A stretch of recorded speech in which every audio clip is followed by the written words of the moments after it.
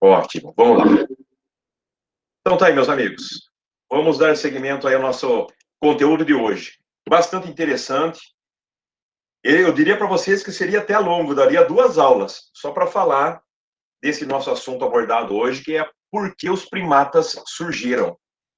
Não é, meus amigos? Vejam bem, nós biólogos temos uma curiosidade é, mais refinada, porque nós sabemos realizar outras perguntas pertinentes à nossa área, não é?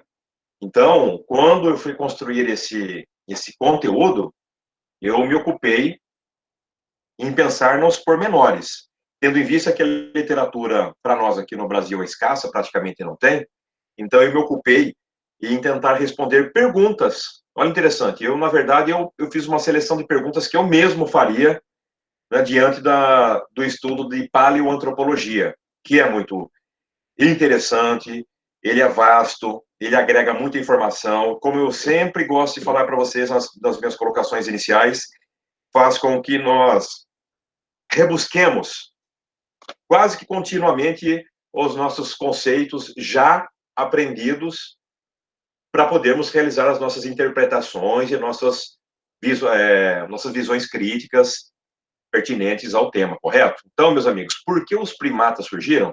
Se eu tivesse que resumir para vocês a aula agora, nesse instante, eu diria, entre tantas informações, eu diria mais uma vez, sempre a observação, a preocupação com o registro fóssil, nós já sabemos, né, quase que se tornou um mantra, não é? Ele é escasso e incompleto. Quanto mais você recua no tempo, mais escassos se tornam os fósseis e, consequentemente, né, fica uma leitura um pouco mais complexa para fazer, mas dependendo das circunstâncias, nós começamos a ter alguns quadros, algumas posições, algumas inferências, algumas hipóteses, não é? Outro ponto importante, além de fósseis, já que eu estou falando de fósseis, quais partes nos interessam bastante? Vocês se recordam? Eu acho que vocês se recordam que sempre as questões voltadas para a dentição, ou o neurocrânio, ou algumas partes ainda menores ainda, como, por exemplo, ossos como o hálux, né? É um osso do dedão, o astrágalo, são ossos importantes que trazem informações, não é? Outro ponto-chave importante também, não nos esqueçamos sempre de nos posicionarmos, não somente no tempo, mas pensarmos na paleogeografia, na geografia daquele momento. Sabemos, lógico, que o planeta ele é dinâmico e as coisas mudam. O que mudam, meus amigos? Mudam, 2 pontos, o clima, mudam as correntes oceânicas, mudam os regimes de ventos, mudam as feições arbóreas, toda a paisagem vegetal é alterada e, claro, que o biólogo, na primeira, já sabe que as pressões seletivas, ou seja, o meio ambiente é modelador da vida, não é? Então, essa é uma questão importante, essencial, só para lembrarmos. Então, um apanhado geral para vocês, isso é sempre importante, meus amigos, porque estudar evolução humana, nessa disciplina bastante interessante, rebuscada, que é a nossa, que é de paleoantropologia, é sempre importante destacar mais algumas coisas, como, por exemplo, vocês estão percebendo que até essa é a nossa 6ª aula, e nós falamos de cladogramas, relações filogenéticas, um pouco sistemática, aspectos de taxonomia, o que mudou, algumas terminologias taxonômicas interessantes, eu digo interessantes porque não é usual de ouvirmos, né, em virtude da paleoantropologia ser uma coisa bastante específica, é do gosto da população, de pessoas que nem são biólogos, mas requer em alguns momentos o conhecimento ao nível conceitual, não é? Então, é sempre bom destacar essas colocações. Ainda nem chegamos no gênero humano. Então, cada vez nós estamos caminhando agora, está ficando legal, porque nós estamos agora, já fizemos um recuo no tempo com a extinção dos dinos, e nós já sabemos que em um período muito antigo, os mamíferos, aliás, né, já existiam cerca de 200 milhões de anos, né, os morganocodontídeos, para uma outra, né, oportunidade, uma aula de evolução de mamíferos, mas nós já temos vocês agora. aqui comigo, professor Cabral, vocês já sabem que mamíferos já coexistiam com os grandes répteis até pelo menos cerca de 200 milhões de anos, mas as formas eram absolutamente pequenas, reduzidas. Isso é importante destacar também. E no decorrer do tempo, esses pequenos mamíferos mantiveram-se de alguma forma atuando no sentido de sobreviver mediante as adversidades, não é? Tanto é que nós temos aí ó, a chamada era dos mamíferos, já logo após a extinção dos dinossauros. Como falamos logo após, meus amigos, não é imediato, não, né? Ocorre uma extinção, desapareceu, não, isso aí demanda um tempo, mas os nichos foram surgindo, as oportunidades vieram, mas a verdade não é questão de oportunidade de nicho, é quem está apto a ocupá-los, né? Aquele pensamento ecológico que eu já falei para vocês. Portanto, nós temos aí linhas de pensamentos e grandes homens que colaboraram, porque no início do século XX ocorreu o seguinte, meus amigos, pelo menos grandes anatomistas, majoritariamente, quando nós vamos falar de alguns sujeitos, eles são aí ingleses, britânicos, né? Anglo-saxões aí e tal. Então, nós temos aqui que no início do século XX, nós tivemos pessoas que propuseram algo chamado de hipótese arborícola. Interessante destacar esse ponto, né? Então, vejam que ao final, por favor, quando finalizar a aula, permaneçam que eu vou falar a respeito do próximo exercício e deste que vocês estão enviando. Ok? Então, tá bom. Então, vamos lá. Início do século XX. Portanto, nós estamos indo aí para o início dos anos de 1900 e alguma coisinha, tá?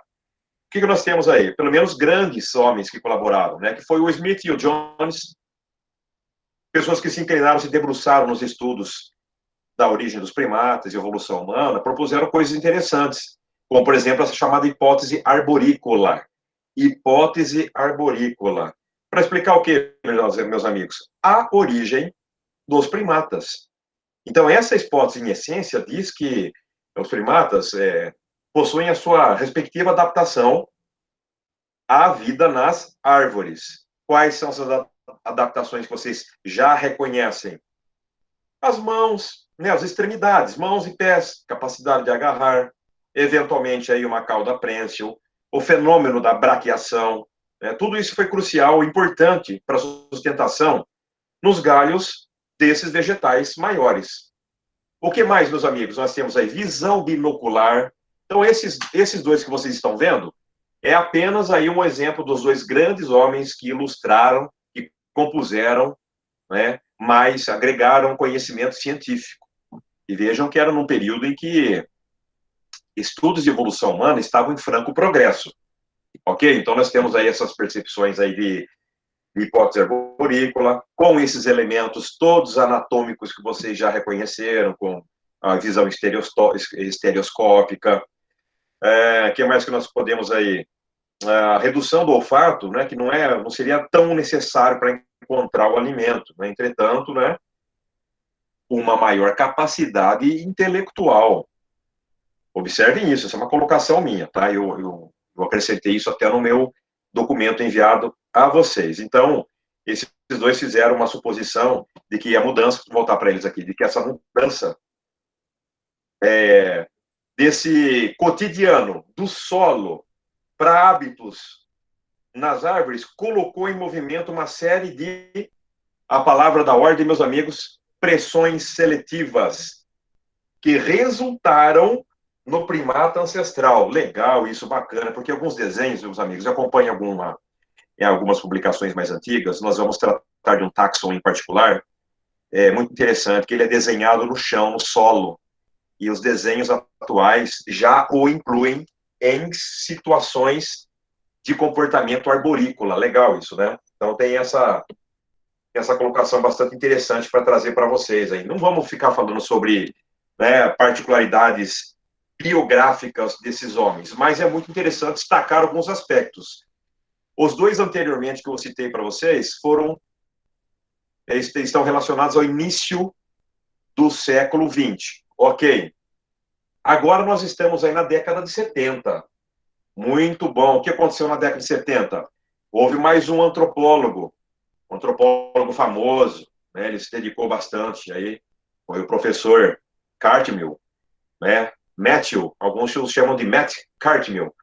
um homem que também se inclinou para os estudos da paleoantropologia, um norte-americano, no caso aí, e que teve uma contribuição grande. O que vocês estão vendo, além da foto dele, é um livro do qual ele também foi coautor e ilustrador do livro. Então, pensem, né, o que esse homem produziu também. Publicou mais de 100 trabalhos, ele ficou aí bastante notório no campo da antropologia, por que não dizer paleoantropologia, além de escrever sobre outros animais também. Então, sempre importante destacar, meus amigos, o progresso do conhecimento e como a aula de hoje é uma pergunta, por que os primatas surgiram? Né? É uma pergunta, né? Por que os primatas surgiram? É agora que nós entraremos nessa tentativa. Vocês já viram uma teoria. Ele aponta aqui, então, nesse caso, meus amigos, para essas questões dos primatas mais antigos, né? Que visão que ele tem a respeito disso aí, né? Eu gostaria de destacar antes, né, que todas essas capacidades adquiridas por quaisquer outros animais, no caso nosso, em particular, os primatas, lembrando, na curiosidade, né, primata quer dizer os primeiros, né? Não tem nada a ver com primos, ok? Erroneamente citado por aí, né? Então, este homem propôs também algo interessante, chamada, né, de hipótese da predação visual. Guardem, segunda hipótese. Já estou dando dicas, hein? Vocês vão entender no final aí, ok? Então, essas adaptações para a predação visual, sendo que muitos predadores possuem qual configuração de olhos? A configuração dos olhos frontal. foi. Olho frontal. Exato. Parabéns, perfeito. Olhos voltados para a frente. E agora, para complementar, o que isso teria de importante? Ajudaria na perseguição de presas. Olha que legal. Lá na frente, pelo menos 2 homens, chamaram de hipótese arborícola. Olha que legal. Então, as pressões seletivas selecionaram aqueles que foram para as árvores. Ponto 1. Esse aqui falou alguma coisa de predação visual. Legal. Eu deixei embaixo, em cima aqui, destacado para vocês. Vamos comentar isso aqui. São só linhas de pensamento. E tudo isso eu já deixei anotado para vocês. Os primatas mais antigos. O que eu me referi a isso aí? Bom, de acordo sempre, meus amigos, com o registro fóssil, hein? Olha, a palavra fóssil, adaptação, pressões seletivas, aspectos morfoanatômicos, paleogeografia. Vocês terão uma grande lição, espero uma contribuição na vida de vocês para uma leitura como biólogos, né? Não somente para as questões da nossa disciplina importante, paleoantropologia, né? Mas isso em contexto geral, ok, meus amigos? Então, voltando aqui, de acordo com o registro fossilífero, eram muito semelhantes anatomicamente aos modernos primatas insetívoros, que viviam em meio às folhagens, fazendo todo aquele patrulhamento, né? Fazendo aquela inspeção, né? E caçando insetos. E olha lá, pequenos vertebrados. É um destaque importante para isso, porque nós estamos falando do quê também, meus amigos? De proporções corporais. Proporções corporais. Então, o que ele fez aí? O nosso grande doutor Matthew, né? Matt também como é chamado, ele propôs que essa mudança para o hábito da vida nas árvores não foi o evento mais importante para explicar a origem dos primatas. Legal, né? Porque aqui agora um comentário meu, né, do Cabral, aqui significa que ele já deu uma razoável discordada dos nossos amigos, né? Mas isso é bom. Isso é bom que ele fez, porque ajuda a lapidar o conhecimento. Então, o que ele fez? Ele defendeu que a caça de pequenas presas, justamente por exigir todo um aparato visual com especializações e uma certa, vamos dizer assim, coordenação motora, né, foi o elemento que deu o impulso para a evolução do grupo. Olha que interessante, hein? Guardem bem. Primeiro sugeriram hipótese arborícola. Depois esse sujeito veio a chamar de hipótese da predação visual. Tá ficando legal, tá ficando interessante. Vamos ver aí. Para eu dar continuidade, vamos relembrar mais uma vez, né? Interessante que acho que a formação em geociências faz com que nós sempre pensemos em geografia, em uma colocação no espaço, no tempo também. Distribuição dos continentes, meus amigos. Observem que eu vou ajudar vocês aí. Por que que eu trouxe este quadro antes de prosseguirmos aí com a hipótese do nosso professor Matthew aí? Observem comigo, 225 milhões de anos atrás, o primeiro quadro acima à esquerda de vocês. 225 milhões de anos. Tudo isso aqui é a nossa famosa Pangeia. Vejam, todos os continentes conectados, né? Tá uma maravilha. A Índia está aqui embaixo, quase colada com a África, Madagascar está no meio.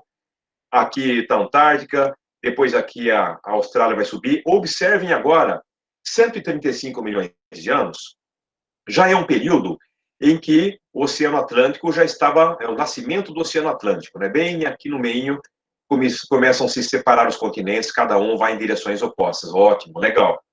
Então, mais uma vez aqui, 65 milhões de anos aponta para aí a extinção dos dinos. Olhem a configuração dos continentes, mas cautela, eu vou circundar aqui para vocês. Vejam, observem a América do Norte colada com a Eurásia. Observem que a Índia ainda está navegando sozinha no oceano, isso é interessante. E a Austrália ainda conectada à Antártida, ou Antártica, tá? Eu prefiro chamar Antártica, com C. Qual a visão que vocês têm que ter a respeito disso? Vocês têm que pensar na distribuição dos táxons de acordo com os continentes em cada período de tempo. Então, essa é uma retrospectiva de 225, que ainda era Pangeia, até o presente. Agora, vocês têm uma percepção de que os continentes possuem essa configuração, eles mudarão muito em breve, pelo menos em 25 milhões de anos, 50, vai estar uma configuração absolutamente diferente, ok? Então, essa posição no tempo e no espaço. É importante, sempre pensem em geografia, ou no nosso caso, paleogeografia. Sabe por quê, meus amigos? Eu ia dar dica no final, mas eu já vou falar agora. Se vocês observarem, vou apagar aqui, vou pedir para que vocês se atentem a este quadrinho inferior do lado esquerdo, onde está 65 milhões de anos. Ok? Aqui. 65 milhões de anos. Extinção dos dinos. Observem que aqui, África e a Eurásia mantém certa conexão entre esses três grupos grandes de massas. Legal. Temos também a Austrália aqui embaixo, mas a história para os primatas nesses continentes é uma história diferente. E o que vocês pensam nisso?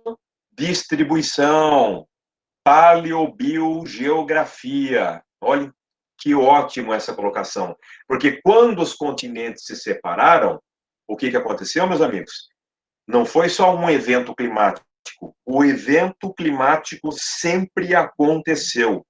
Nos últimos 100 mil anos, até antes de 11.600 anos atrás, nós tivemos vários períodos de glaciação e deglaciação. Vários. Os oceanos sobem o nível, rebaixam. Sobem, rebaixam. Quando o nível dos oceanos abaixa, que a gente fala o período de regressão marinha, várias pontes ou atalhos surgem entre regiões muito longínquas. Essa é a oportunidade de sujeitos percorrerem distâncias. Tudo bem? Então, eu chamei a atenção para vocês para não perdermos essa linha de raciocínio. De acordo com a hipótese da predação visual do nosso amigo, que tenta explicar o quê? Ele tentou satisfazer o quê, meus amigos? A respeito dessas adaptações visuais, com o aumento de inteligência. E quando eu falo aumento de inteligência, vem a habilidade. A habilidade com o quê? De agarrar com as porções inferiores, em formatinhos de quase mãos, não é? Que são características, guardem, definitivas dos primatas. Uma questão importante fica ainda pendente. Qual o papel dessas características, por exemplo, na busca, vamos dizer assim, né? Na busca e em toda essa alimentação por frutos, entre outros, né? Entre outros importantes componentes que faziam a dieta dos primatas. Seria uma pergunta, né? Qual o papel dessas características? Bom, meus amigos, aí que tá. A adaptação leva a você a um ambiente em que ele tem um quadro, uma perspectiva, ele tem toda uma questão que o motiva a continuar ou não. Então, nesse contexto, agora, mais um ator nesse cenário, meus amigos. Olha que legal. Só mais um, tá? Prometo que é só mais esse. Mas é importante, meus amigos, porque isso aqui está na linha cronológica dos grandes contribuidores para o estudo da origem dos primatas, ok? Para a origem dos primatas. Título da nossa aula de hoje: Por que os primatas surgiram? Estes homens estão realizando uma tentativa de explicar o que favoreceu o surgimento dos primatas. Eu acho que esta é a pergunta que seria mais coerente, ok? Robert Sussman, infelizmente, lamentavelmente, ele morreu não faz muito tempo, né? Um homem de uma inteligência também admirável. Sabe o que ele falou, meus amigos? Olha, os primeiros falaram da hipótese arborícola, o outro da hipótese da predação visual. Agora, Sussman vem com uma ideia interessante. Mais um americano, correto? Professor da universidade, está ele. Tem uma imagem dele aí. Lamentavelmente, ele morreu tem 4 anos. É um homem que contribuiu muito. Ele é um antropólogo norte-americano e foi professor de universidade também. Então, ele tem toda uma bagagem para propriedade para discutir isso, ok? O que ele propôs, meus amigos? Está aí uma terceira hipótese. Já estou adiantando. Vão pegando minhas dicas, hein? Vamos ver se vocês estão entendendo o que eu estou falando aí legal. Sussman, ele faz uma correlação entre habilidades. Agora, mais um, meus amigos, agora a parte bonita, hein? Tá aí, ó, vou circundar para vocês aqui, ó. Surgimento das plantas com flores, vírgula, frutos. Ele fez, então, uma correlação entre todas as habilidades com a aparição dos angiospermas. Todos nós, biólogos, já sabemos qual é a característica principal de um angiosperma, correto? Então, essa é uma questão. Eu vou falar para vocês porque é a questão chave. Naquele período da dispersão lá da Pangeia, durante todo o período Cretáceo, né, ocorreu uma grande revolução no reino vegetal. Sabe que revolução foi essa, meus amigos? Plantas com flores só apareceram na era Mesozoica no último período desta grande era, ou seja, o período Cretáceo.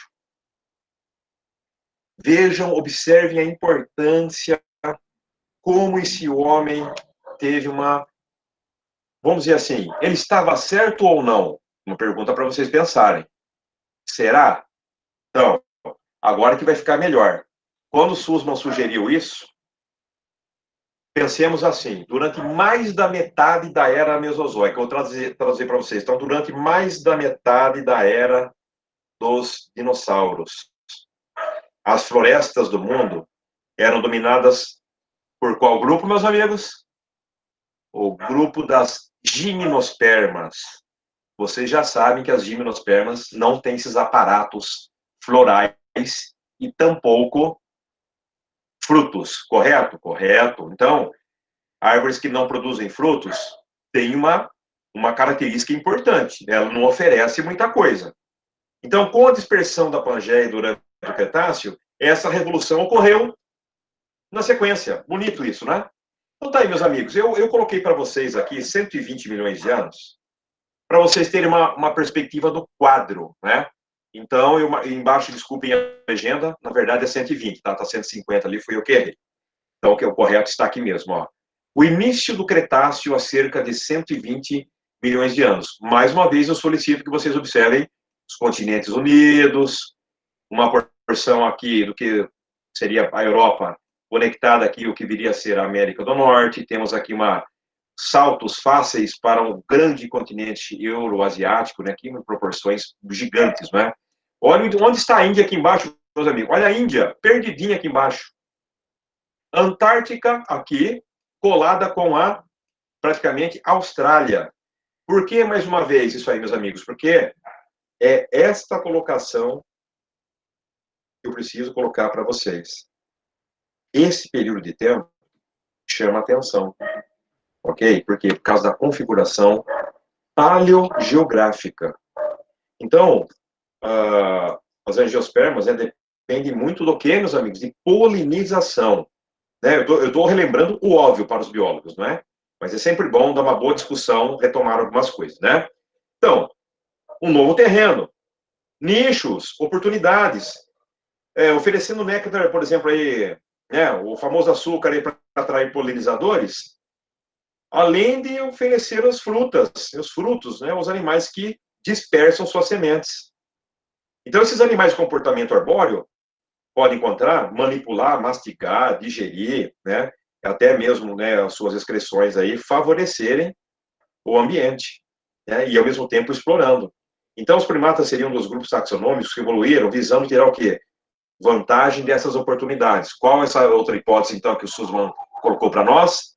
Essa hipótese dos frutos, que é a hipótese das angiospermas, a hipótese de um período em que estas plantas ofereceram novos recursos, né? Fica mais fácil dizer assim, correto? Então, outras, vou reduzir isso aqui para vocês, outras palavras, essas adaptações estariam relacionadas à busca por frutos e não pela predação de insetos. Olha que legal, um discordando do outro. Isso é fantástico, né, meus amigos? Né? Guardem sempre isso, que ciência não é feita se não houver quem discorde ou argumente. Mas vejam bem, a construção, a crítica construtiva é a que prevalece. Correto? Muito bem. Então, nós temos aí essa questão interessante de destaque. Beleza? Ficou bom assim, né? Ótimo, vamos lá. As vantagens dos primatas estão relacionadas a isso que eu acabei de mencionar para vocês, né?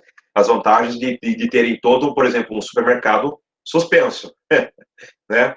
Ter a vantagem dessas oportunidades. Então, esse grupo em particular taxonômico, os primatas, estamos nos referindo a eles, então somente com essas oportunidades em um determinado período de uma certa era geológica, correto? Maravilha, então. Então, dessa forma, a teoria desenvolvida por Sussman, repetindo que para finalizar, se fundamenta na aquisição de novas fontes de comida, alimento disponível. Estamos falando dos frutos. Legal, bacana, né? Então, essa foi uma colocação importante a ser destacada para vocês. Vamos lá. Bom, agora vem uma parte interessante. Agora eu fiz a fusão de tudo isso para vocês, tá?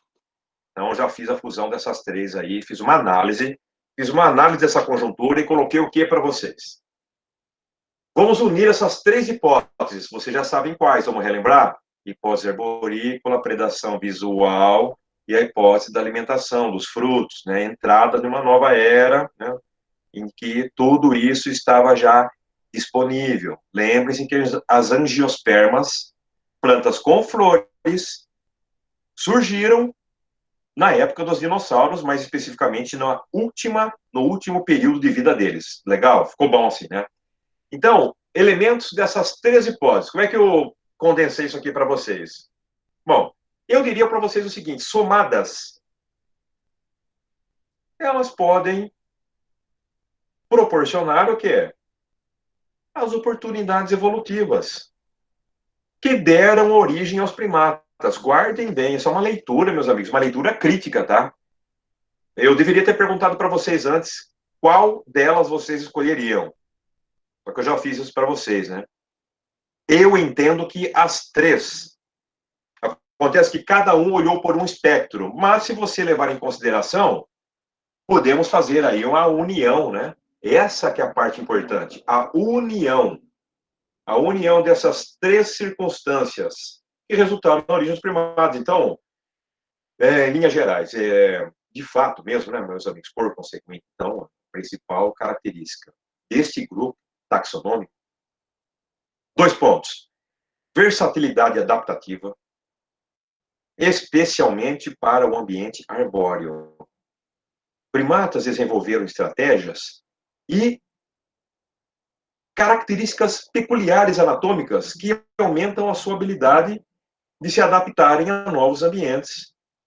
Meus amigos, isso é fácil de raciocinar porque vocês já possuem esse conhecimento. Aqueles que tinham um arcabouço, uma estrutura, em que isso houve a oportunidade de passar essa estrutura adiante, estou me referindo aqui aos aspectos genéticos, não é? Então, isso foi favorecendo. Cuidado para não dizer que isso foi se tornando aperfeiçoado. Não tem nada a ver com perfeição. Tá? Aliás, o termo perfeição vem do latim, perfectum, que significa feito até o fim. Não tem nada a ver com simetria. Ok? É sempre bom destacar. Primatas arcaicos, portanto, né? Então, eu falei para vocês da união das três hipóteses. Legal, né? Por que não admiti-las? Isso é interessante. Então, nós demos um ok para as três hipóteses trabalhando em favor. Maravilha, tá ótimo. Primatas chamados arcaicos. Bom, com o desaparecimento dos dinos, aqui vem a oportunidade. Então, essas novas oportunidades, me refiro sempre ao nível ecológico. Essas oportunidades surgiram também para aves e demais mamíferos. Guardem, meus amigos, guardem. É sempre bom nós lembrarmos de alguns outros grupos taxonômicos, porque eu vou contar uma particularidade, isso não está no meu arquivo, mas me ocorreu agora. É bom que às vezes a gente lembra de algumas coisas, né? Mas depois eu posso até acrescentar isso no documento, que é o seguinte: logo após a extinção dos dinos, os animais de maior expressão corporal, por incrível que pareça, foi um grupo de aves que vocês já estudaram, chamadas de aves do terror. Tudo bem? Com exceção dos nossos amigos, queridos amigos crocodilianos, que se mantiveram aí firmes e fortes, em ambiente estritamente terrestre, houve o triunfo das aves gigantes. É só um parênteses para ficar legal a aula, tá bom? Então, dando continuidade dos nossos primatas arcaicos aí. Quando eu falo em primatas arcaicos, meus amigos, sempre eu trarei para vocês. Isso é muito importante o professor destacar a questão da colocação ao nível de espaço e tempo. Onde nós estamos aqui, meus amigos? Eu fiz uma chavinha, olhem aí agora. Primatas arcaicos, arcaios, vem de antigo. Então, os primatas mais antigos estão aí, pelo menos alguns dizem poeticamente que floresceram juntamente aos demais aí, né, que eu falei de aves e outros mamíferos, né, no período após a extinção dos dinos que está aí selecionado. É uma época chamada Paleoceno, ok? Nós temos aqui Era Cenozoica, período Paleógeno, e época Holoceno. E nós temos os andares aí. Aqui não é aula de geologia nada, mas sempre nós devemos utilizar, fazer uso do nosso repertório léxico, que é o científico, correto? Então tá aí, meus amigos, a setinha está apontando aí de 66 entre 56 milhões de anos. Este é o chamado Paleoceno. E o nome tem tudo a ver, né? Porque ele é o mais antigo de uma era mais jovem, não é? Vamos chamar assim, tá? Entre 66 e 56 milhões de anos. Entretanto, não há consenso sobre essa data precisa em relação à verdadeira origem, assim, ao nível de datações, correto?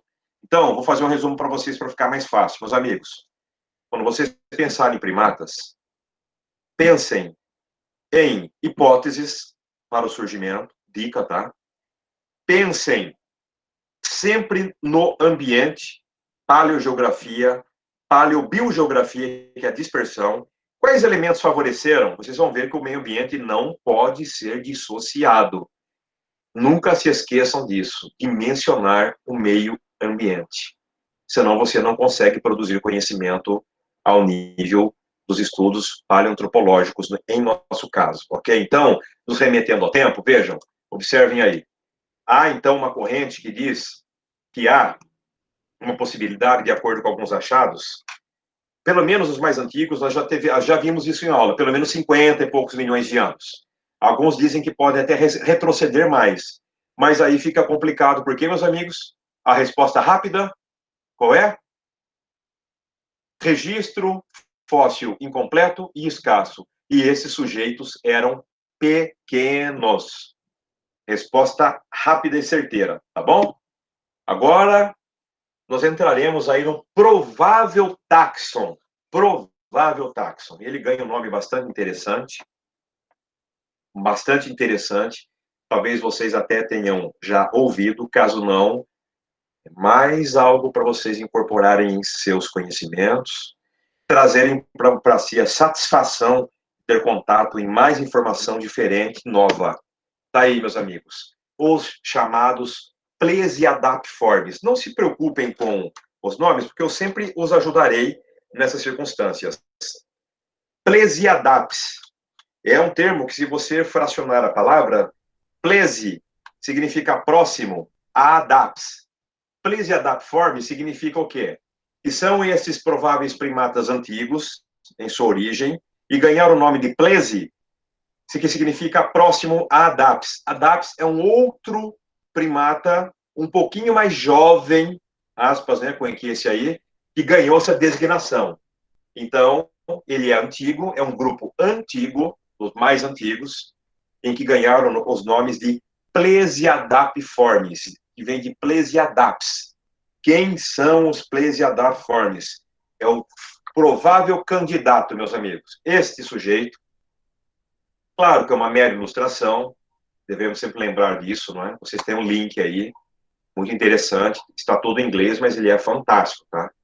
Então, sempre a informação para vocês aí, fidedigna com origem, tá bom? Então, este grupo Plesiadapiforme também ganha taxonomicamente o gênero de Plesiadaps, que significa próximo, perto de Adaps, tá? Que significa um outro primata. Ok? Legal. Eu sempre gosto de chamar atenção para a origem das palavras. Maravilha. Então, este é o candidato. O que eu posso falar para você deles?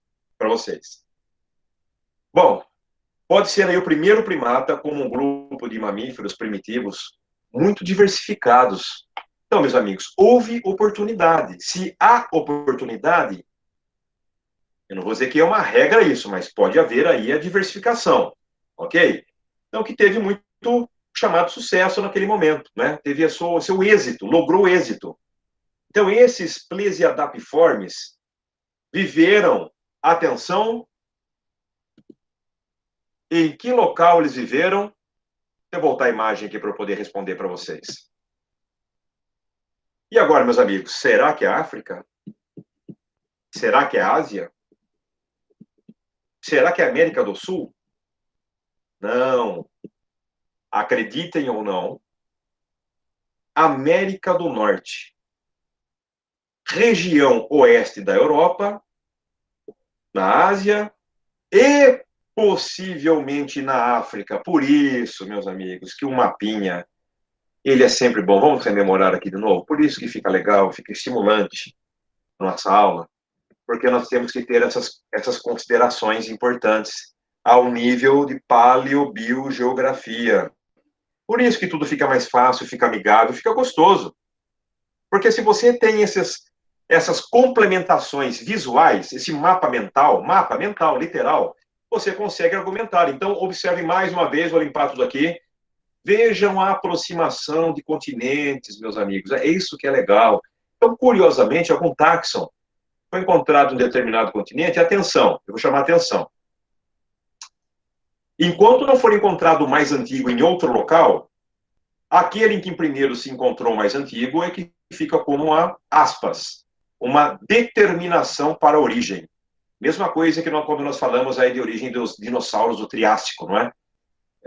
Então, eles têm uma posição também no globo, né? Isso aí é uma discussão para uma outra oportunidade. Então, lembrem-se, né, dos elementos unidos às três hipóteses.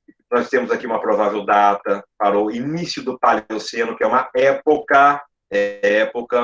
O provável táxon está aí, os chamados plesiadapiformes, em especial ganham um gênero para eles, né, os plesiadaps, que significa próximo a Adaps, que é um outro primatinho aí, pouquinho mais jovem que esse sujeito aí. Legal?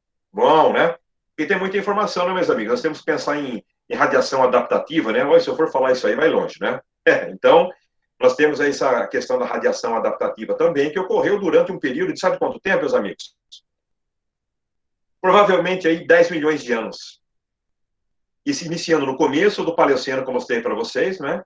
E vai tocando para frente. Tudo bem? Então, eles se extinguiram pelo menos há 56 milhões de anos. Vamos voltar aqui para a gente só colocar aqui, que acho bom. Pelo menos esses Plesiadapformes se extinguiram, né, de acordo com a literatura, 56 milhões de anos está aqui, mais uma vez, aqui, ó. Mais ou menos por aí. É uma idade muito longínqua, não é? Por isso que alguns falam que ele recua um pouco mais no tempo, mas o que nós temos para hoje é isso aí. Legal. Então, provável táxon, Plesiadapforme. Bom, se formos falarmos aí de particularidades, legal? Então, nós temos aí uma pergunta: como eram? Tá vendo, meus amigos? O biólogo tem que entrar em ação. O biólogo tem que se ocupar de tudo, né? Não somente números aí locais, mas tudo. Lembra que eu dei a dica para vocês no começo? Como estudar uma disciplina como, por exemplo, paleoantropologia, ainda que fosse até outra área da paleonto. Vocês têm que pensar, então, no registro fóssil, as características anatômicas de determinado grupo que é importante, é só para relembrar, né? Nos posicionarmos geograficamente no globo, termos uma noção de dimensão de tempo e espaço.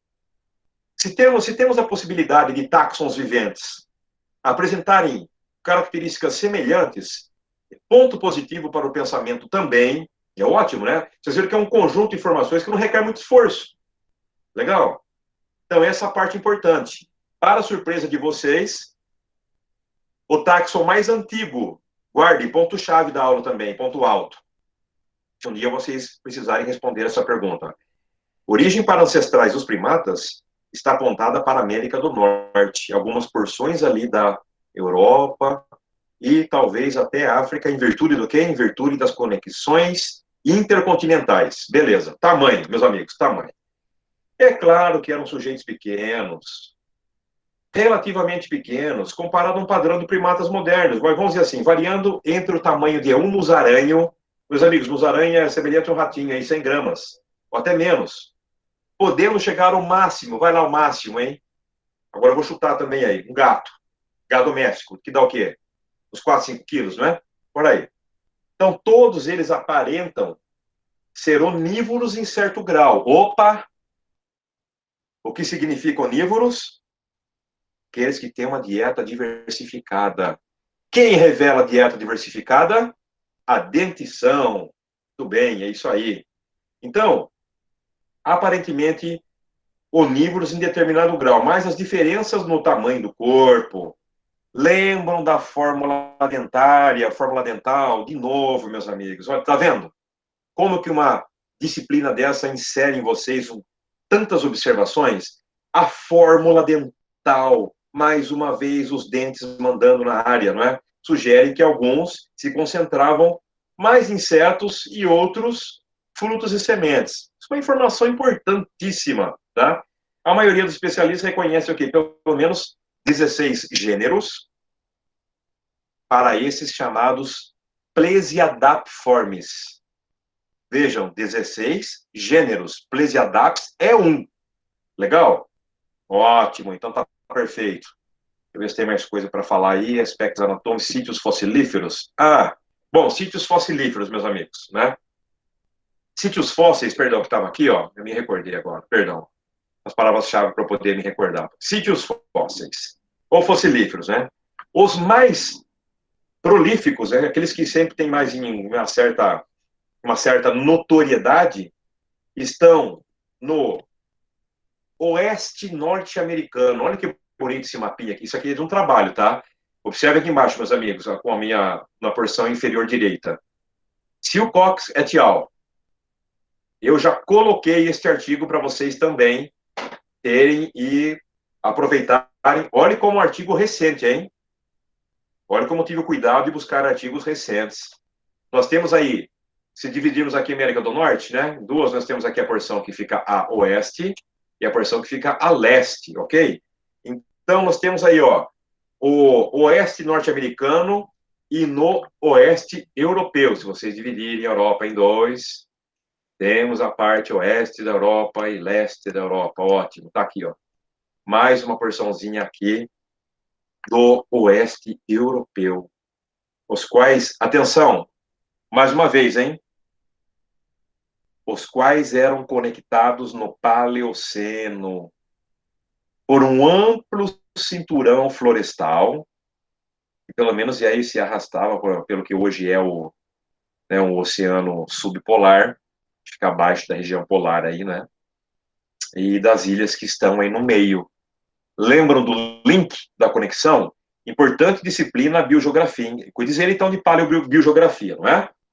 Será uma próxima oportunidade aí de estudos para paleobiogeografia, uma nova disciplina aí. Quem sabe vem aí pela frente. Então, meus amigos, pensem nisso. O clima era subtropical e a fauna que praticou aí a convivência com todos esses animais era semelhante em ambas as extremidades. Olha que informação curiosa, interessante, né?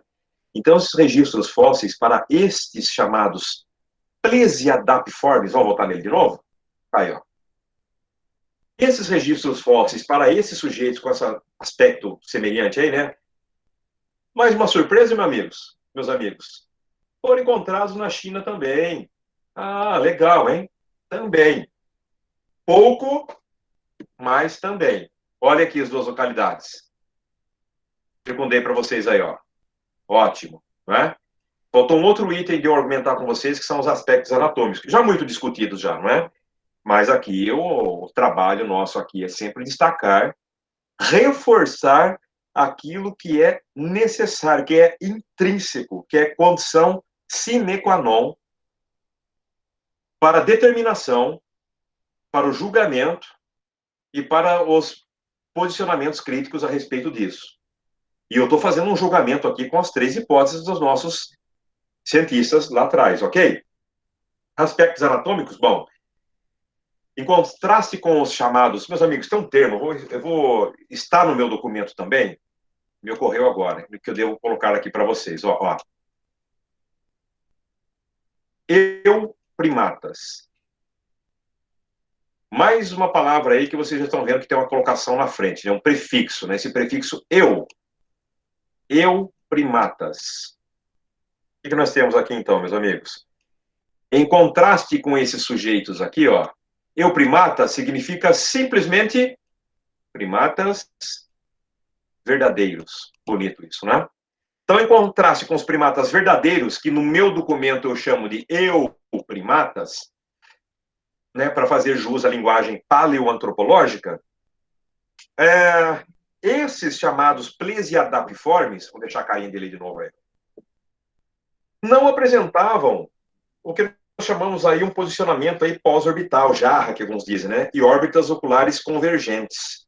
Os dedos não eram bem adaptados para agarrar em galhos, pois não tinham, assim, vamos dizer assim, o polegar opositor, né, oponente, como se chama de oponível, né.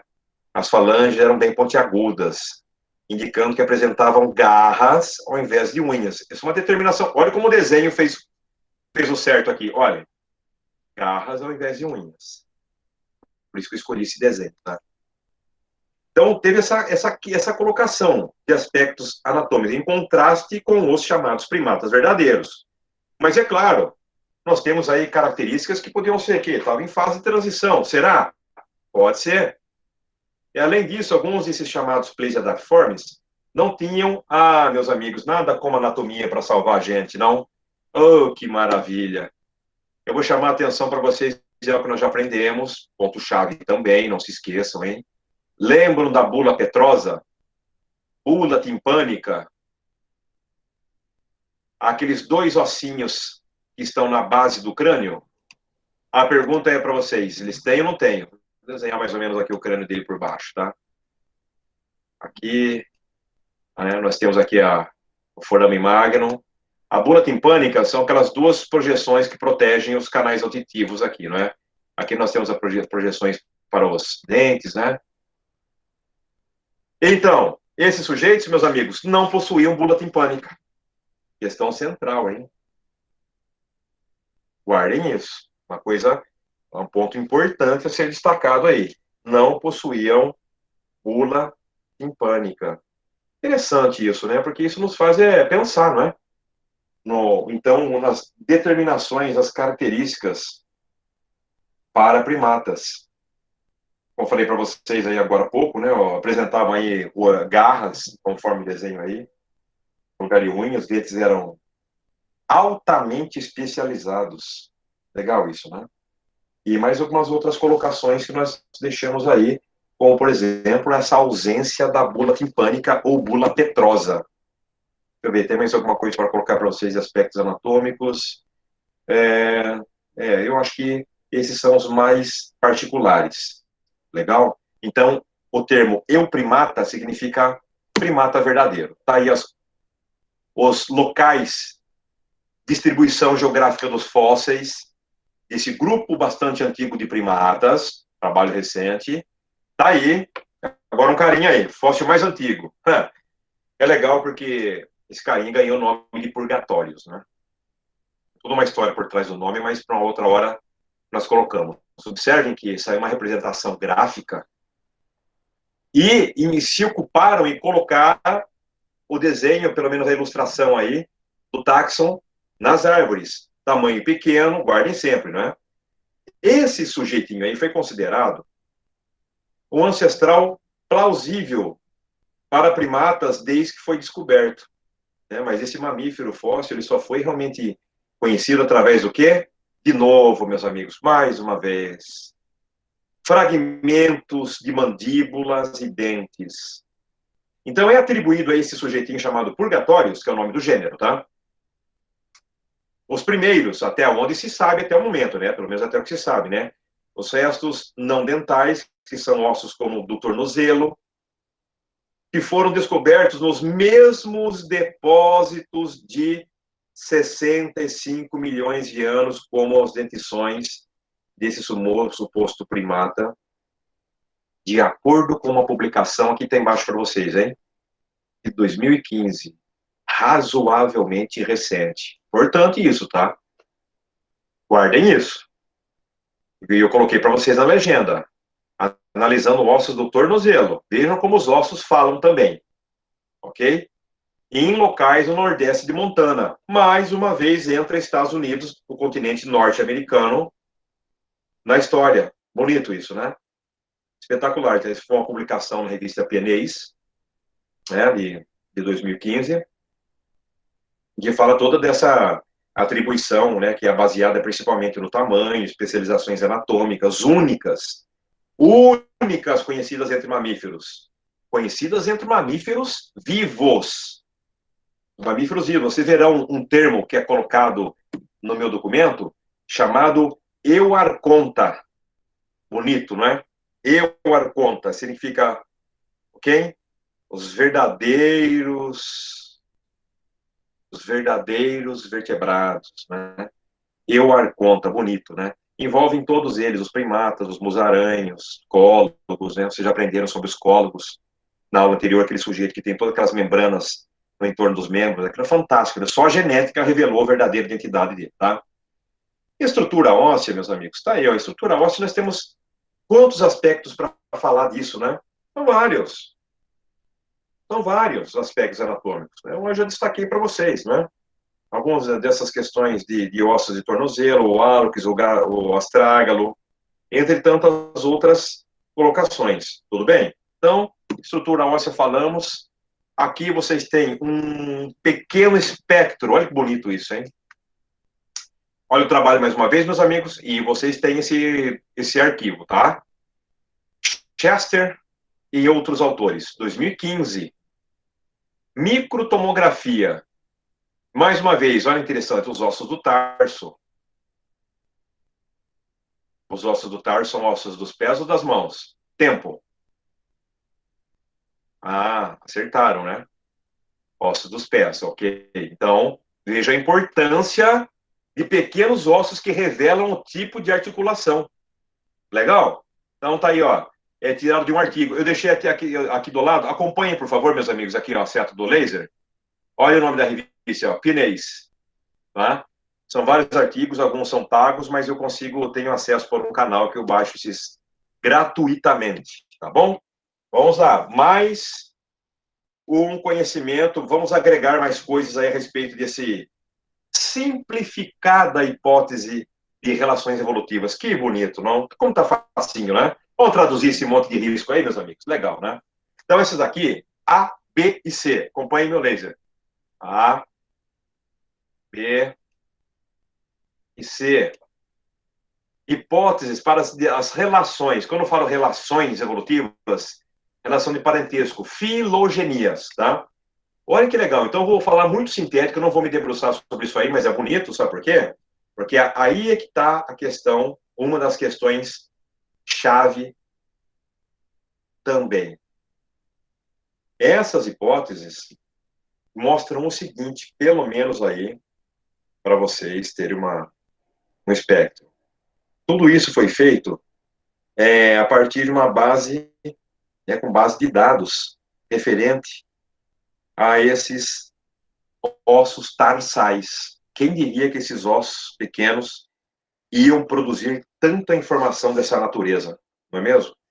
Tanta informação dessa natureza. Então, nós temos aí algumas colocações, configurações que mostram alguns cladinhos, como, por exemplo, este destacado em verdinho aqui, olha, mostrando um grupo especial, os Dermoptera e os Scadentia. Já vou traduzir para vocês. Esses aqui envolvem os cólogos, aqueles caras voadores, que são primos distantes de primatas, que são os cólogos, e os Scadentia, que bonito, né? São os nossos pequenos, bonitinhos e inofensivos musarañas. Ok? É meio ruim escrever com isso aqui. Musaraños. Então, no mouse. Olha que legal. Agora, o que nós temos aí para poder fazer essas correlações? B já é uma circunstância mais específica, tá? É uma colocação mais específica. Em todos os cladogramas, todos, tá? Esse Scadentia é aqui apontada, indicada, em algumas vezes aqui, em verde. Mas de novo aqui, mais uma vez. Vou para o outro aqui também. Vejam que eles estão em 3 colocações diferentes. Mas aqui eu não vou pormenorizar, que seria interessante fazer uma análise evolutiva disso aí, mas é para colocá-los. Se vocês verem pelas distâncias que nós temos aqui, nós temos o Purgatórios, que é aquele carinha bastante antigo, num cladozinho à parte em laranja, tá? É suportado como um primata. Legal, olha. Purgatórios aqui também, e Purgatórios aqui. Então, meus amigos, isso aqui foram utilizadas algumas meras comparações ao nível de ossos e dentição, e depois uma aproximação com outros elementos índices, outros métodos, outras topologias de árvore mais completa. Legal? Fica bonito, porque isso aqui ficou informação refinada, ok?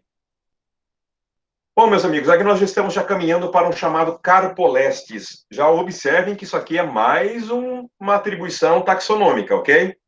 Mais uma outra designação ao nível taxonômico. Carpolestes, já vou informar que isso aí é o nome de um gênero. Tá aí, ó. Quem é esse sujeitinho aí? Quem é esse cara?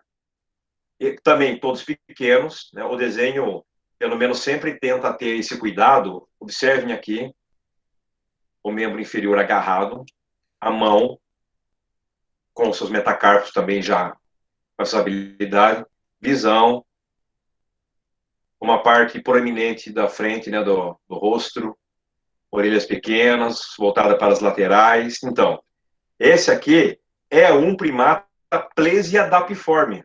É mais um sujeitinho. Vamos falar sobre ele rapidinho, né? Carpolestide.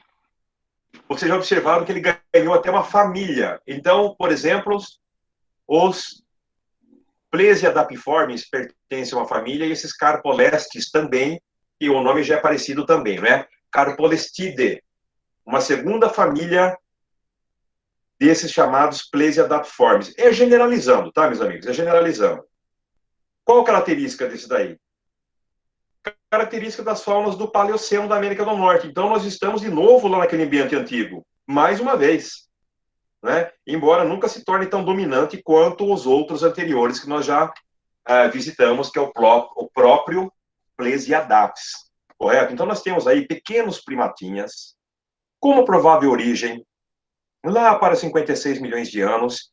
Quais locais, Cabral? América do Norte, porções ali da Europa ainda conectadas, e supostamente África. Resumo rápido, hein?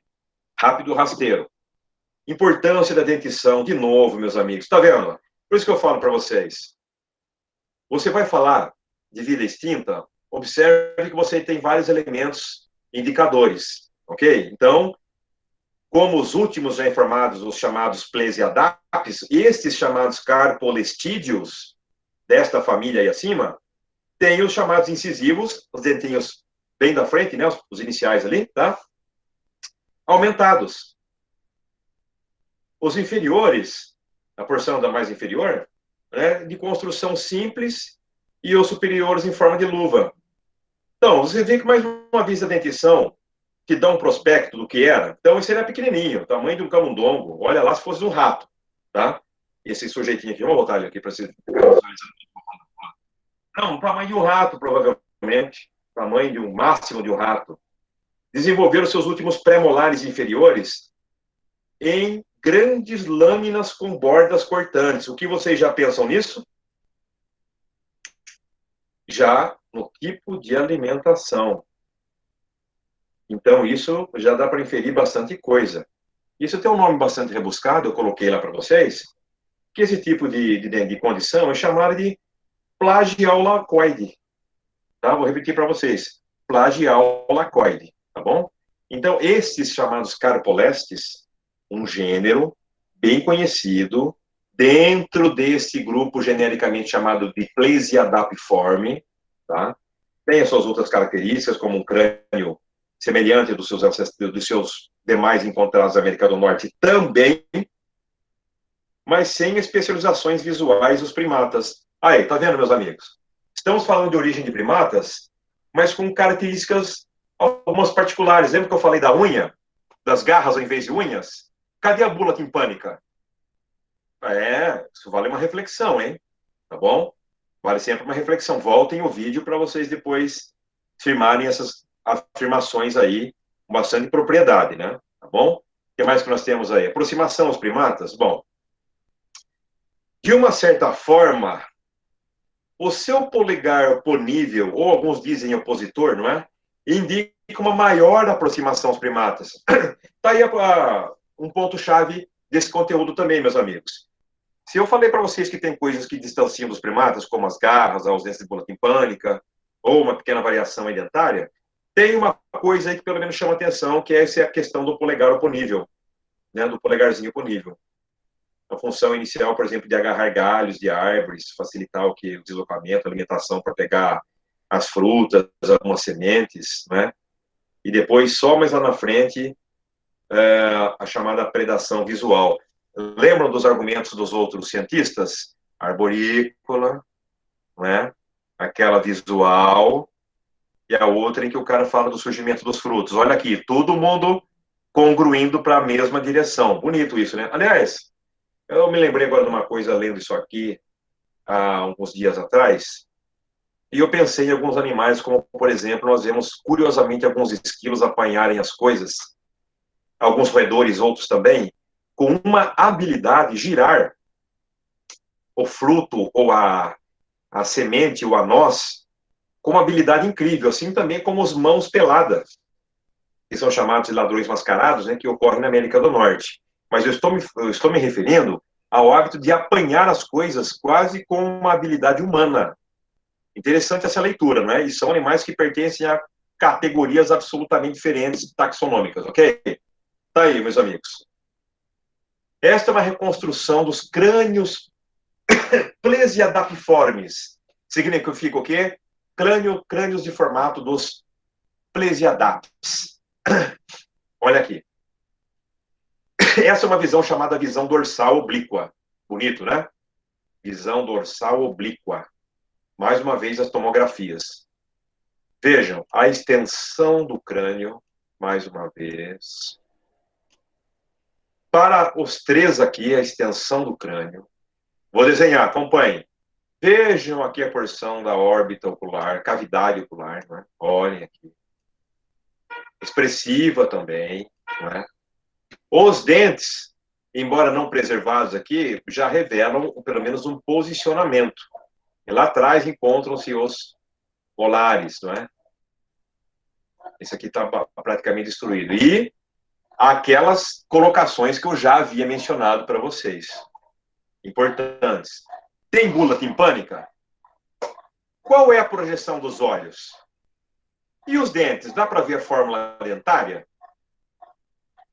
Vocês já observam que algumas características, uma leitura, vocês como biólogos, já poderiam argumentar ou pegar um crânio na mão. As primeiras observações de vocês, paleoantropólogos. Um crânio razoavelmente preservado também, né, gente? Um crânio destruído, não dá para fazer isso, né? Mas essas são as leituras iniciais que vocês já têm em mãos. Eu gosto de chamar sempre a atenção, porque é isso, meus amigos, é uma questão de visualização, de interpretação. Correto? Então, nós temos aí essas posições e configurações anatômicas. Ossos pós-cranianos, pode ser descritos individualmente, com relação à sua orientação em um esqueleto completo. Vamos chamar de esqueleto axial, acho que fica mais interessante, né? Então, e há vários termos para tudo isso, não vou discorrer para vocês agora, mas certamente eu coloquei no meu documento para vocês, tá? Vocês observam lá as designações. Então, eu coloco assim para vocês. De maneira geral, esses chamados genericamente plesiadapiformes são todos esses, tá? Ah, e observem aqui embaixo, né? Perdoem, eu esqueci de fazer uma coisa que é principal, que é apontar para vocês aqui. Estamos falando o quê? De 3 táxons diferentes ao nível de classificação. Bom, aqui você já vê que já são 3 gêneros, cada qual com a sua respectiva espécie. Legal? O Carpolestes é o pequenininho aqui da ponta do nosso último desenho, ok? Os demais são outros chamados genericamente, atenção, pessoal, genericamente de plesiadapiformes. Ou seja, significa o quê? Em forma de plesiadaps, que é uma característica. Ó, esse aí é um grupo de orientação. Agora acho que me dê uma luz aí. Plesiadapiformes é um grupo para referência para nos dirigirmos aos primeiros primatas, né? Protoprimatas, né? Essas são colocações mais rebuscadas. Está aí o esqueletinho do Carpolestes, ok? Veja que bonito aí. E olha os trabalhos, viu? Ó, mais uma vez, hein? O primeiro aqui, olha, este aqui é para uma publicação de 2017. Daí a importância, meus amigos, de vocês sempre... Olha, aqui já vale até uma conversa bastante produtiva quando vocês se entregarem para os seus TCCs. Sempre referenciar. Sempre atribuir a referência para vocês saberem quem, quando fez a proposição, ok? Observem que esses outros fragmentos de crânio, aqui ao lado, coloquei até um R a mais aí, não, já é para uma publicação de 2016, desculpa, 2006, e outro esqueletinho aqui ao lado esquerdo de 2017, tá? Também os trabalhos de Sil Cox, entre outros, tá bom? Veja com um esqueleto fragmentado, mas chamou muita atenção a possibilidade do crânio razoavelmente preservado e dos metacarpos e metatarsos. Alguns ossinhos também relacionados a articulações, tá bom? Uma questão importante, nunca se esqueçam, hein? Você sempre chamarei atenção para vocês a respeito disso. Datação dos fósseis, meus amigos, antigos e para 60 milhões de anos aí, comparados com outros mamíferos, do início do Cenozoico, né? Início do Cenozoico é o final da era Mesozoica, tá? Trocando em miúdos, para ficar mais legal, né? Os dentes do Purgatórios, do nosso carinha lá, vamos voltar para o Purgatórios, né?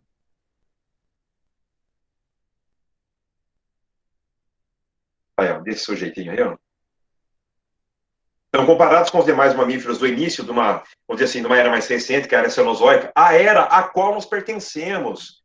Acho que fica até mais bonito falar assim, nós pertencemos à atual era Cenozoica. Os dentes molares desse carinha aí estão especializados em extremidades menos pontiagudas. sugere uma dieta que já tem uma composição que faz a hiperfase aí frutos e insetos. Tá vendo? E tem fórmula dentária. Só não vou me recordar agora, eu poderia ter colocado, mas é uma fórmula dentária interessante, tá? Muito particular. Daí a importância dessas leituras, né, meus amigos? Então, vocês veem. Vocês agora concluem comigo agora, vamos lá, rápido. Que é a importância de nós termos esse cuidado em sempre analisar os pontos-chave. Então, não é uma questão de conceituar, ficar discorrendo sobre eras, climas, etc. Claro, tudo vai entrar no contexto, mas se apegar aos detalhes que são oferecidos, como estes. Ok?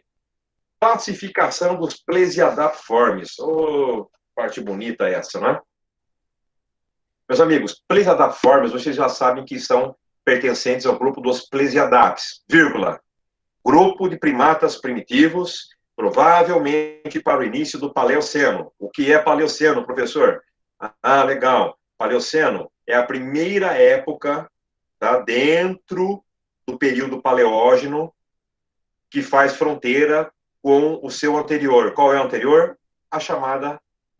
O chamado período Cretáceo, fim dos dinossauros. Legal? Então, a classificação destes chamados Plesiadapiformes fica uma coisa assim, ó. Se eu falar para vocês que isso está esclarecido, não, mais uma vez, não. Gera ainda muita conversa, um certo debate, alguma polêmica, não é? Dentro da sua própria ordem. Dentro da sua própria ordem. Há aqueles que defendem que algumas famílias, nós já falamos de algumas famílias aí, não é? Carpolestide, por exemplo, não é? Devem ser retiradas e colocadas em uma ordem que dividiu um ancestral comum com os primatas do Cretáceo. Conversa boa essa, hein? É muito interessante. Eu não vi nada relacionado ainda. Vamos aguardar, não é? Então, vamos dizer assim, alternativamente, né? Há uma proposta para uma realocação.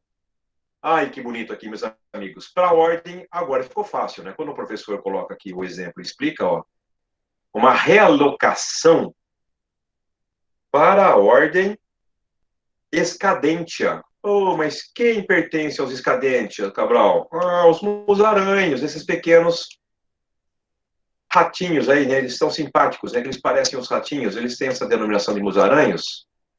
Justamente musaranhos. É ruim escrever isso aqui. Então, vocês já sabem que são pequenos, pequeninos, muito pequenos. Tamanho de ratinhos menores aí até. Ok? Escadentia, com os chamados musarões, ou, agora vem uma palavra aqui, ou, atenção para ou. Tá aqui, ó. Dermóptera. Cabral, quem são os Dermóptera? Os Dermóptera são aqueles caras bonitinhos chamados icólogos. Aliás, essa palavra, se ela for pronunciada assim, ela tem que ter acento, viu? Que é uma palavra proparoxítona, os cólogos, senão fica colugos, ok? Os cólogos, que são aqueles caras que têm aquela membrana entre membros voadores. Bonita essa posição, hein? Vocês viram como que é bonito, bacana você pegar uma literatura moderna e ver uma discussão a respeito disso? Tá aí, meus amigos, tá aí os dois aí. Vamos traduzir de novo para vocês? Há uma certa polêmica em que alguns sugerem, né, pelo menos a realocação para o grupo desses chamados Plesiadapiformes para dentro da ordem Escadentia.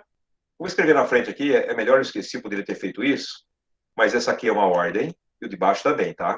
São ordens. Ambos são ordens. Vamos escrever aqui, ó. Ordens. Aí. Olhem que legal, que interessante. Alguns sugerem isso. Olha que bonitinho que é o musaranha arborícola, pertencente à ordem Escadentia. Pequenininho, tá fora de escala, mas ele é pequeno. Assim como os cólogos, põe acento aqui, que pertencem aos Dermóptera. Bonito, né? É mais uma questão interessante, importante. Vocês percebem que para estudar evolução humana, quantos detalhes nós acabamos por encontrar ou defrontar? Detalhes importantes, meus amigos, mas isso aí é super importante. O que nós temos aqui para finalizar quase aí, ó, um cladograma, tá? Vou traduzir para vocês, né? O cladograma ele é bonito desde que você informe, não é? O que nós temos aí, nessa figura aí? Vamos lá? Então vamos lá. Neste cladograma, estes chamados plesiadapiformes, vezes que tem uma cruzinha na frente aqui, ó, significa já um grupo extinto, né? Será que eu coloquei na legenda isso? Isso, representados, isso, beleza, tá? Veja aqui, ó, a, a, a sugestão para dentro desse grande grupo, refinando, ó, tá vendo? Eu Arconta, né? Eu Arconta é uma outra colocação taxonômica, em que, no grupo em específico, vou fazer um balão só inteiro aqui, ó. No grupo específico, que separa os outros demais, que são os lagomórficos e rodentes, né? Nós temos aqui, então, uma chave em que nós temos os primatas verdadeiros, euprimatas, em uma chave compartilhada com os plesiadapiformes para a ordem primates. Primates, não é? E aqui fica de lado os Dermoptera e os Scadentia. Viu que legal? Então, a proposta para alguns autores é incluí-los já numa chavinha aqui direta, assim como o dos Scadentia também, ao deslocamento dos plesiadapiformes. Mas por que sugeriam isso, meus amigos? Vocês sabem me explicar por quê? Justamente por causa dessas... O que é mais importante? E o mais importante aqui é ver as características que trazem semelhanças. A despeito de não haver a bula timpânica, a despeito de haver garras no lugar de unhas, mas a questão comportamental, ou talvez algum outro parâmetro, nós temos algumas outras variáveis, como, por exemplo, a fórmula dentária, não é? Podem aproximar, se bem que neste cladograma, nós temos plesiadapiformes aproximados aqui aos euprimatas, aos primatas verdadeiros, cujos primatas aqui fazem todo parte da ordem Primates. Fica legal, né? São muitas informações, meus amigos, mas é uma leitura que o biólogo, ele próprio, tem que fazer uma sugestão e ver se está coerente. É o que acontece muito, sabe? Tá legal? Então, algumas espécies. Vamos lá. Para finalizar, agora deixei uma parte aí para vocês aí interessante, para nós discorrermos muito brevemente aí de algumas espécies ao longo do tempo. Que tempo é esse, meus amigos? Este aqui. Espera aí. Este aqui, ó, essa chave indicando, ó, entre 23 milhões de anos e 5 milhões de anos, que nos remete à época do Mioceno. Nós estávamos até agora, meus amigos, falando aqui de baixo, ó, do Paleoceno. Então, os fósseis representativamente mais preservados, serão apresentados agora para vocês. Vou discorrer muito brevemente, que não dá para guardar toda essa galera aí. Mas está aí o procônsul, interessante, ó, entre 23 e 14 milhões de anos. Considerado o último ancestral comum dos macacos do Velho Mundo e os demais. Muito interessante, né? Então, nós temos esses fósseis para uma porção aí de lá da África. Ok?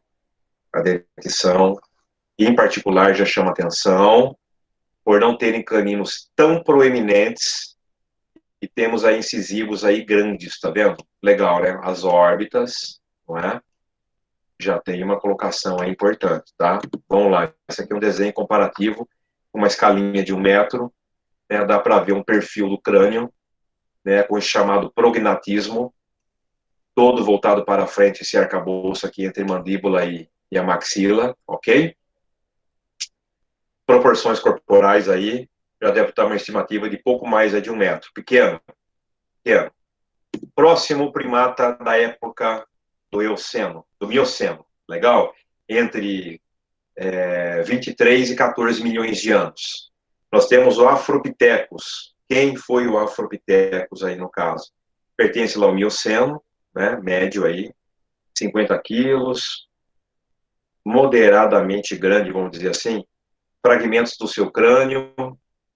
É interessante ver essa chamada diastema aqui, não é? Olha aqui o espaçamento grande entre um incisivo e uma presa aqui, um canino. Legal, né?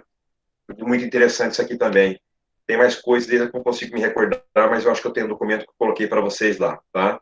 Vale destacar esses incisivos aí, salientes aí, superiores. Legal? Próximo primata aí. Ainda todos para o Mioceno, tá? Mioceno. Aí, ó. Civapithecus. Bonito, né? É uma parte só preservada. Isso que é complicado, né? Como você vai reconstruir um sujeito desse? Talvez computação ajude a fazer. Então, Civapithecus, ele também foi encontrado em África, Europa e Ásia. Vejam, 3 continentes, hein? Representa uma linha de hominoides. Uma colocação importante essa, tá? Descoberto primeiro na Índia e no Paquistão. Legal, né? O Dryopithecus, tá aí um outro sujeito bastante interessante, né, com uma feição que chama atenção, né? Por essa altura, e destaque para a altura das órbitas em relação aqui à posição aqui da mandíbula, não é? Um espaço bastante distante. Então nós temos aí para o Dryopithecus aí uma colocação aí para África, Europa e Ásia também. É uma linha de hominóides europeus, alguns costumam colocar, não é? Parte do seu grupo a ser incluído como ancestral comum dos gibões. Essa é uma parte importante também. Ok? O que mais tem aí? Ah, Pierolapithecus. Tudo que termina com pitecos é macaco, viu, meus amigos? Guardem bem, tá? Tudo que termina com pitecos é macaco. Tá aí um crânio também judiado, né? Fragmentado, mas ajudou aí. Também, olha, interessante que foi encontrado aí na Espanha, atualmente um dos melhores candidatos ao grupo que, como que eu vou falar para vocês aí, que consiste aí nos últimos ancestrais dos grandes macacos e do homem. Guardem bem, cerca de 34 quilos, mais ou menos. Gigantopithecus. Terminamos com o Gigantopithecus, porque esse cara realmente foi uma pena, pessoal. Eu vou colocar uma outra foto depois. Vocês não sabem o tamanho do crânio desse cara, era uma coisa colossal, tá bom? O que ele tem de interessante, o Gigantopithecus? Além dele ter um tamanho fenomenal, daí o nome Giganto. Observem que ele está aí, né, vai do Mioceno até o Pleistoceno, teve uma certa período de vivência no planeta, o maior de todos os macacos conhecidos. Ele realmente era gigante, um aspecto semelhante mais a um orangotango, mas apenas conhecido por fósseis fragmentados, que incluem, você está vendo em destaque aí, né? Mandíbula e dentes. Não tem o crânio completo. Esta é uma alusão do que poderia ser o Gigantopithecus. Pensem, cerca de 2,80 metros de altura, quase 3, eu acho. Um peso que poderia variar aí entre 800 e até 500 quilos. Bonito, né? Muito legal, né, meus amigos? E com isso, nós temos aí um resumo de que esses chamados Plesiadaps são os ancestrais mais antigos para a linhagem de primatas e importante destacado aqui que viveram na América do Norte. Tudo bem que fósseis encontrados também em outras porções, mas sobretudo chamou a atenção a América do Norte por causa da posição geográfica. Provavelmente coexistiram com dinossauros, se um dia os fósseis comprovarem isso. Está aí a nossa aula de hoje. Espero que vocês tenham curtido bastante. Isso aqui daria até uma outra aula, em virtude de tantas particularidades, tá bom, meus amigos? Espero que vocês tenham gostado, tá bom? Muito obrigado. Eu vou abrir agora aqui para as considerações finais. E já deixo aqui, pelo menos, deixar nossa gravação